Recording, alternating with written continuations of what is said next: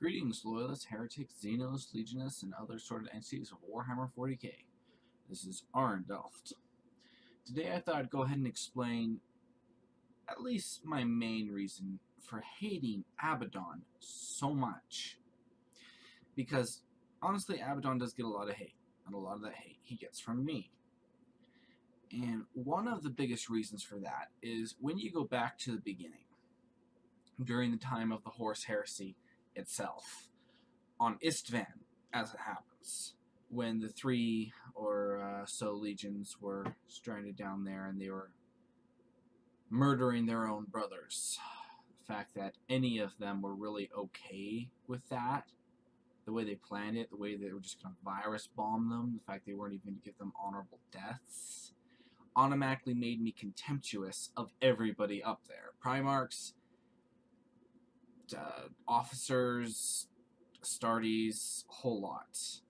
And a lot of that was directed towards Abaddon, because not only was I a big fan of Loken, but I actually started to really like Abaddon. And then he turned out to be a complete dick. I mean, the guy was a piece of work. And yeah, and he was to actually be okay with what was going on.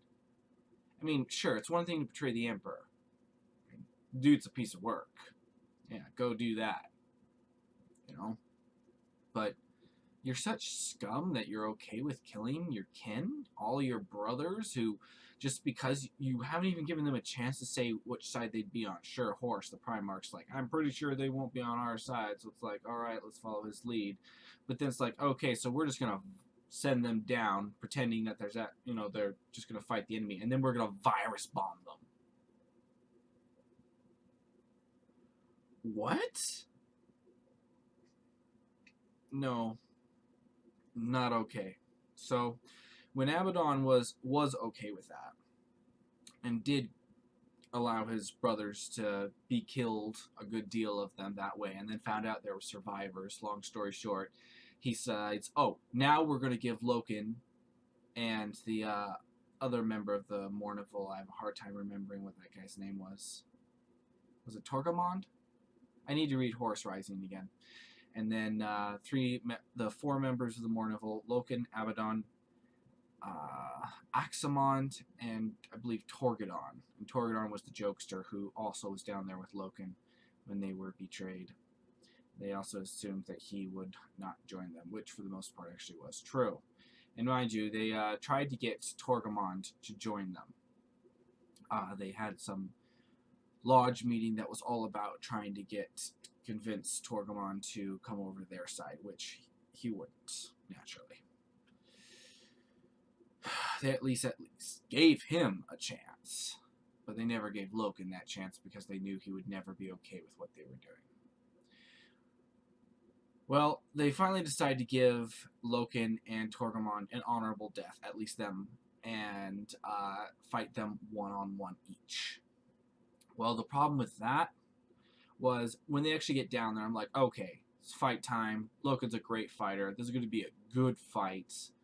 And, honestly, I was wondering how Abaddon was going to survive that fight. Well, apparently he was wondering that too, because he came in Terminator armor. Yeah. He realizes, oh, I'm not going to beat Loken in a stand-up fight, so I need to show up in Terminator armor in order to win.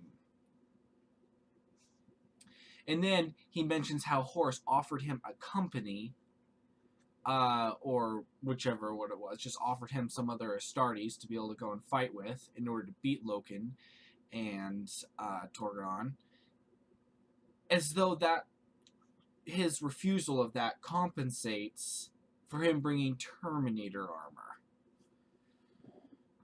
Sorry, the guy was inept. Well, hi Penny, I love you too. He just had no honor at all.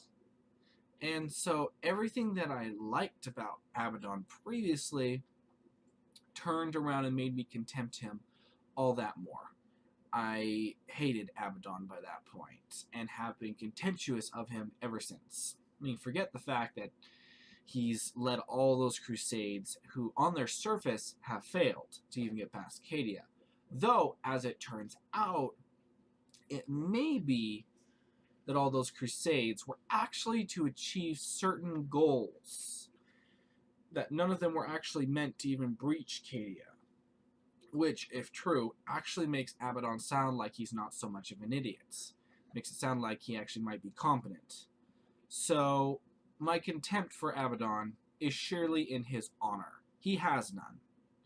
My contempt for Abaddon can no longer truly be directed as intelligence, because it turns out that he might actually be a really intelligent guy. Though, I will say this, he's nowhere ever going to be near as intelligent as any of the Primarchs. Period.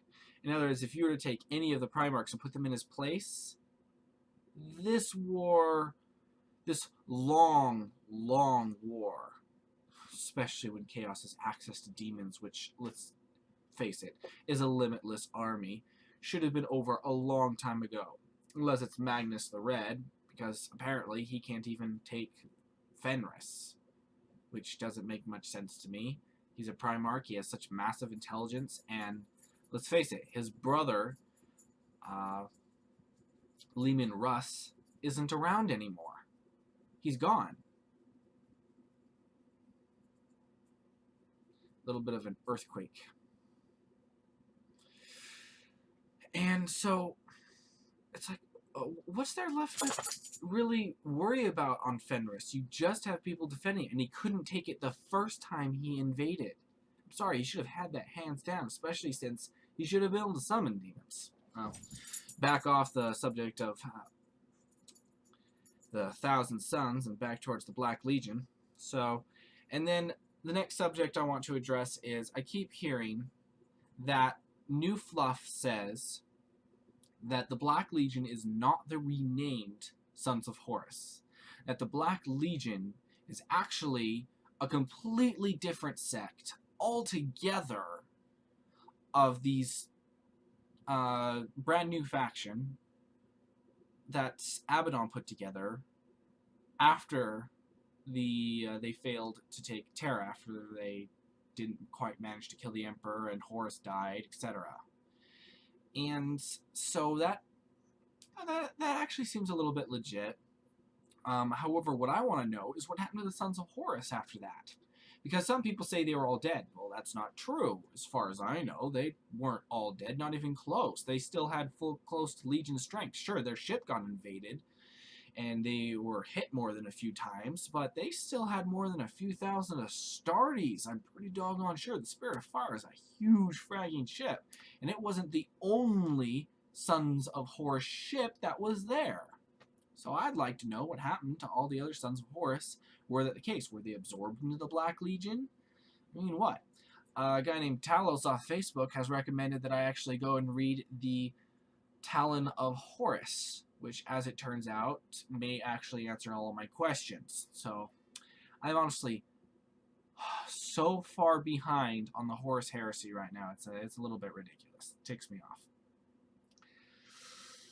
Yeah, I need to get a little bit more further up to date. But if anybody has any recommendations for books that I tackle first, I would love to hear them. Well, in any case, though, so as I've been hearing more and more of the hardcore fandom cases where people defend Abaddon rather than attack him, it sounds like Abaddon might not be as much of a moron as I've credited him to be. However, he still has absolutely no honor.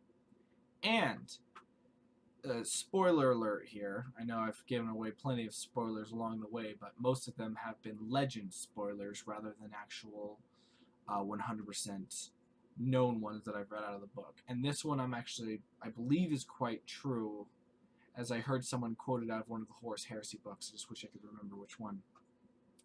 But, as I said, spoiler alert, Loken, still alive. I know, I said that in the first video without giving a spoiler alert. My apologies on that one. But Loken, still alive, 10,000 years later, seriously ticked. You remember, Loken was a really great guy. seriously honorable and was not one to shirk from a fight. And it was a superiorly skilled fighter. And when he fought that pathetic mongrel Abaddon, all he had was a chainsword, and versus someone in Terminator armor doesn't give you really that big of a chance to take him down. Though in retrospect, Abaddon wasn't wearing a helmet, so that was actually, well, apparently none of them were. But that would be a one quick just... So that would have been just a one quick swipe and battle over. Bam. That woke me up. So, truth be told, yeah, I really think that, you know, Loken's going to come back. And he's going to face off with Abaddon again. And this time, he's going to win the fight. I don't know if he'll kill Abaddon, because it just really depends what Games Workshop wants. I know, it should be in the hands of the Black Library, not Games Workshop, though technically the Black Library is just a small little break-off, if that, of Games Workshop. But I'm tired of the Games Workshop sticking their nose in where it doesn't belong and messing up the lore just because it earns more dollar signs. But long story short, I'm really looking forward to that fight, because this time Loken, after watching all the carnage that Abaddon has wrought since he failed to kill him, he's going to probably take that a little bit personally. And this time, he is not going to fail in killing him. He is going, well, Games Workshop might not allow the, Loken to kill Abaddon. They might say denied. But, frag it, Loken will win that fight. At the very least. And if Games Workshop doesn't stick their nose in, he'll kill Abaddon. Bam, one and done. Which is what Abaddon, the honorless scum, deserves. But intelligence-wise, if all these legends are true, and that each one of the Crusades was actually after a very specific purpose, then indeed, Abaddon isn't the idiot I always took him for. And I'll have to credit him with a actual brains. In any case, if anybody has any feedback on this, recommendations for particular books that I can tackle to get up to date on the Horus Heresy, any particular direction to go to in that way, or, you know, thoughts on this, please leave them down in the comment section below. If you like this video, please give it a huge thumbs up. If you dislike this video, well, go talk to Abaddon about it. I'm sure he can come for you. And if you genuinely enjoy this kind of content, subscribe. In any case, don't get into too much trouble or do. It's always up to you. Toodles!